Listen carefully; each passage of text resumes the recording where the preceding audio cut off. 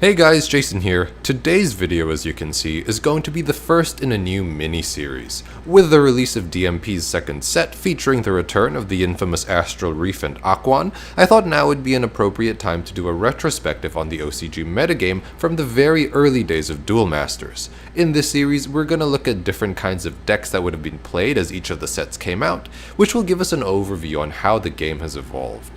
For those of you who've been subbed to us for a while, you might remember the historical deck profiles, where I looked at successful decks during the TCG's life and gave my thoughts. This series will be similar, but hopefully can be used as reference material for those on Duel Masters plays, or as inspiration for your TCG decks at home. In Japan, the term Classic Duel Masters refers to the earliest days of Duel Masters, where only DMs 1 to 5 were available, and this era will be the focus of today's video. Before we get started though, I need to disclose that none of these lists were created by me. These lists were taken from the Japanese YouTube channel Sasabo. Andrew draws a lot of inspiration from Sasabo's DMP videos, and as I was browsing his channel one day, I came across his earliest videos which appeared to be retrospectives on sets we, players of the TCG, could relate to. I know all his content is in Japanese, but he makes good content and even live streams Duel Masters plays, so if you enjoy that kind of content, I think he's worthy of your sub. Water Nature beatdown decks ran rampant during the early years of the game due to the efficiency and power of Crystal Paladin. The style of these decks is very akin to some early TCG decks, except splashing a playset of shield triggers like Holy Awe or Terror Pit was more commonplace. The strategy was simple: quickly summon strong creatures and lay the smack down. Now for the deck profiles. These two lists assume a card pool of DMs 1 to 2. Some of my fellow nerds out there might be quick to point out that Aquaguard was released in the 4th set in the TCG, and yes, that is true, but in the OCG he was actually part of their base set. I think it's possible that Wizards of the Coast deemed Liquid people too overpowered when they were bringing the game over to the West, so they decided to delay Aquaguard's release to prevent Liquid people from becoming too over-centralizing. The first deck we'll go over is a classic Water Nature beatdown. Max copies of Guard and Hulkus because they were the best available Liquid people at the time, and 2 copies of Crystal Paladin. I believe Paladin was favored over Lancer because of his lower cost and higher burst potential, in that he gives all of your creatures unblockable the turn he's summoned, and not just himself. I'm ashamed to admit I actually slept on this card until the release of Duel Masters plays. To round out the water section, we have 4 copies of Cyberbrain and 2 copies of Spiralgate.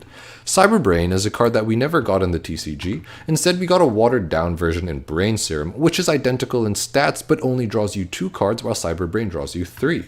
I can see why this card was seen as too powerful. It is banned in the current day after all. I feel like the +2 in card advantage it nets you is too much reward given its 4 mana cost and shield trigger status. Spiralgate is a useful trig to have around and is also acceptable to hardcast because of its cheap cost. Moving on to nature, we have max copies of Poisonous Mushroom and Bronze Arm Tribe for mana acceleration. I feel like the existence of Cyberbrain makes Mushroom so much better. Not only does Mushroom curve into Cyberbrain, but Cyberbrain replaces the cards in hand lost from playing Poisonous Mushroom +1. 3 Burning Mane and 4 Steel Smasher were the cheapest available Beast Folk at the time, so that's why we have them here. Steel Smasher is also neat because your opponent can't Crimson Hammer him, setting you up for a turn 3 Bark Whip, which as we know is very hard to deal with. Speaking of which, 3 Bark Whip and 2 Fighter Dual Fang as your heavy hitters. I suppose the utility of Fighter Dual Fang opens up the possibilities of hard casting Terror Pit, not that you'd want to very often, and running over opposing evolutions. As I mentioned, we've also got a playset of Terror Pit. I suppose the knee-jerk reaction here is to ask, why not Natural Snare? It's nature, so you can hardcast it more easily, and it plays a similar role. These are all true, but I feel like on average, you're not going to want to be hardcasting your power spells. When you have 6 mana to use, I feel like you want to be summoning more creatures or stronger creatures, and because of this, the easy to hardcast argument isn't that strong. The main appeal of Terror Pit is that it's a defensive shield trigger. Natural Snare is inferior in this regard, especially in the early game, because you face this trade-off between letting your opponent pull ahead in the mana race versus having a useless trig. I think Holy Awe can also be an acceptable alternative, but you run into this averages versus extremes argument, whereas, Terror Pit is better on average, but in extreme situations I feel like Holy Awe can be better, so it depends on what you value. This deck is easy to translate into the TCG, just replace the Cyberbrains with either Brain Serums or Energy Streams and you're good to go. If you have them, you might also want to fit in some Aqua Surfers, maybe cut down on some Beast Folk and Spiralgate or the Terror Pits. And you can also try using better beast folk like Quixotic, Torcon, and Crowwinger to replace Steel Smasher and Burning Mane. The next deck we have is a Water Fire Beatdown deck that focuses on liquid people and humans. Similar concept to what we just went over, but you ditch the mana acceleration for a little bit of disruption and benefit from summoning double breakers much earlier. We see a similar water lineup, except now we're maxed out on Spiral Gate and maxed out on Core Isles. I think Core Isle is a strong card, particularly in an evolution heavy metagame, so the inclusion makes sense. The fire section is entirely comprised of humans. For the Evo baits, we have 3 Brawler Xyler, 4 Immortal Baron Vorg, and 4 Mini Titan Get, all very cheap and can also attack people. And for evolutions, we've got 4 copies of Divine Machine Armor Valborg and 2 Armored Blaster Valdios. We never got the former in the TCG, although we got yet again another watered down version as a promo in Armored Groblav. Anyway, Valborg is a 3 mana 5k double breaker power attacker. Considering all double breakers at the time would have costed 6 or more to summon, humans would have been why you played fire. I'm not sure why they felt this card needed to be nerfed. Maybe it's because they wanted all double breakers to be power 6k plus and Valborg was only 5k, who knows. Anyway, Armored Blaster Valdios, like Valborg, gets power attacker and double breaker, but costs 1 more and is 1k stronger. I thought you would have wanted to play Crimson Hammer to stop your opponent from evolving while you steadily summon more or stronger creatures, but maybe I'm missing something. So when we want to translate these decks into the TCG, it's a given we replace Cyberbrain with Energy Stream or Brain Serum, but I think this deck suffers a lot from the lack of Valborg. I think I'd take this opportunity to add in 4 Crimson Hammers to replace him, and then dump the 3 Brawler Xylers to max out on Valdios and Paladin. Jumping forward in time, DM3 gave rise to the Mono Water archetype. 4 Aqua Guard, 4 Aqua Hulkus, and 3 Aqua Vehicle form the base of the deck, and our heavy hitters are 3 Crystal Paladin and 3 Crystal Lancer. We're only running 2 Cyberbrain because the selling point of this deck is Streaming Shaper, which we are running 4 of, an OCG exclusive released in DM3. At the cost of 3 mana, reveal the top 4 cards of your deck and keep all water cards while discarding the rest. Since your whole deck is essentially water, you're paying 3 mana to draw 4. The TCG version kept the same effect, but doubled the cost to 6, making it unplayable. It's unfortunate because I think there were better ways to execute the nerf, like increasing the cost to 4 or 5 mana, or keeping the cost at 3 but only revealing or allowing you to keep 3 cards instead of 4. Speaking of new cards, Emerald also makes his debut to plant some trigs, and we have 4 Core Isle to combat opposing evolutions. That and he just fits. Another new card is Angler Cluster, who becomes power 6k when all the cards in your mana zone are water, which for this deck should be basically all the time. And for trigs we have max copies of Spiral Gate and Holy Awe. Like the first Water Nature beatdown deck I talked about, you could very well replace Holy Awe with Terrapit, but Holy Awe may be the preferred choice here because you have plenty of spot removal in Core Isle and Spiral Gate, and Lancer is good at running things over.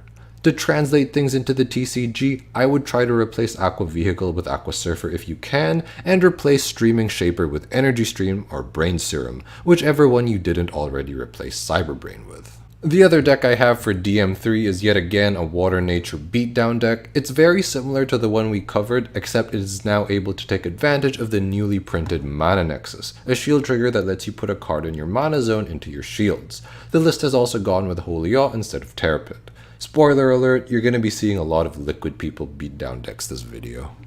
The big shakeup would come after the release of DM4. DMP players will no doubt be familiar with Astral Reef, a cybervirus evolution that allows you to draw 3 cards when summoned. With an extremely low cost of 2 and cheap bait like Marine Flower and Candy Drop, this guy was very easy to summon.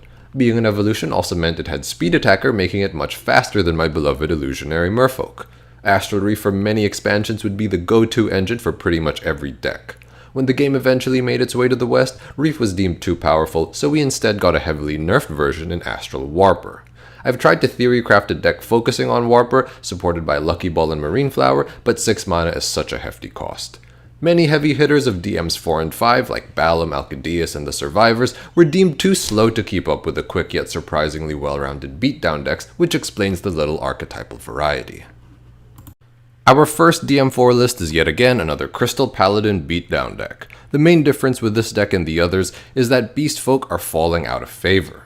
3 Aqua Guard, 4 Aqua Hulkus, and 3 Crystal Paladin are self-explanatory at this point, as are 4 Cyberbrain. We catch our first glimpse of the Astral Reef engine here with 4 Marine Flower, 2 Candy Drop, and 4 Astral Reef. Yes, Barquip has been pushed out the door. It makes sense though when you consider that Astral Reef outclasses Barquip in more ways than one. You can summon Reef as early as turn 2 when evolving off Marine Flower, and more significantly, the draw effect is insane. I would say that it's worth giving up the extra 1k in power. For nature, we've got a set of Poisonous Mushrooms and Bronze Arm Tribes for mana acceleration, and our defensive trigs are a set of Mana Nexus and Holy Awe. This other list is a bit more defensive, but still very much inherently aggro. It sports the same Liquid People line of 3 Guard, 4 Hulkus, and 3 Paladin, but 2 Aqua vehicles have also been thrown in to increase the number of targets for Paladin. 3 Cyberbrains instead of 4, I'm guessing because of the 3 Emerald and the same Astral Reef engine. 4 Spiral Gate for reliable spot removal. At this point in the meta, I think every target for Spiral Gate is good except Astral Reef. Darkness is employed for its defensive capabilities. 2 Bloody Skeeto. In the English game, he's known for being a very good answer to Pyro and Gaunta. Here, he's a great answer to Astral Reef because he trades and can be summoned very easily. 4 Terrapid because why not, it has great synergy with Emerald, and 2 Lost Soul if the game goes on long enough. We all know why Lost Soul is good, but it can also punish opponents who overextend and go through their Astral Reefs and Cyberbrains too fast. If I were to bring these decks over to the TCG environment, I would try replacing the Astral Reef engine with a more spell-based draw engine and the Merfolk engine. Moving things along, DM5 like DM3 didn't do much to change the game. I feel like the trend here is that every second set causes a monumental shift. DM2 brought evolutions to the table and DM4 gave Astral Reef. 3 and 5 gave some neat cards but overall weren't great sets. The first deck is virtually identical to the one from DM4, except it cut some Liquid People and Poisonous Mushroom to make room for Aqua Surfer and Emerald. Emerald's emission in the previous list made sense because its targets were situational at best, but with Surfer it just makes sense. This next list is a twist on what we just covered by opting to use Darkness. I believe the strategy here is to break and mana ramp into Lost Soul. This is something Andrew and I have had many conversations about. The logic here is it shouldn't matter that you give your opponents cards from breaking if you slap them with a big Lost Soul before they can figure out what to do with the cards, but that's a topic for another day. It's different to the DM4 list because it very much prioritizes mana acceleration and ditches the blockers. 3 Hulkus, 2 Server, and 2 Paladin comprise our Liquid People lineup. For draw, we have 3 Cyberbrain and a 4/2/4 Reef engine. 3 Emerald, great turn 2 drop and lots of targets, so why not? For nature, we're rocking Max Mushroom and Max Bronze Arm for mana acceleration, topped off by 3 Mana Nexus.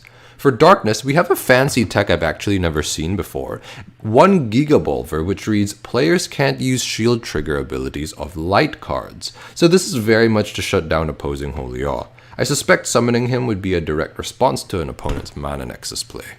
To round it off, 3 Terrapits, the 4th one cut due to the lack of space probably, and 2 Lost Souls. Like previously when recreating this deck with TCG cards, you could swap the Reef engine for spell-based draw and the Merfolk engine. Alternatively, you could scrap Merfolk and beef up the counts of your Liquid People, Emerald, and or Poisonous Mushroom.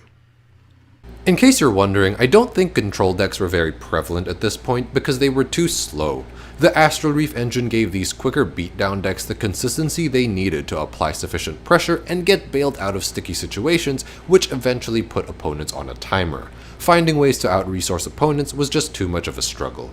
Astral Reef is a card that very much defined the early days of Duel Masters, and it meshed perfectly with the other most powerful cards at the time, efficient evolutions and powerful shield triggers. On that note, next time we're going to take a look at the Invincible block, which spans DM 6 to 9, where Crystal Paladin beatdown decks fall by the wayside. We get introduced to chargers and big non-evolution creatures like Balmedius, Petrova, as well as a few others. There are some crazy combos, so it's going to be a good time. But until then, thank you so much for watching, and we'll see you guys later.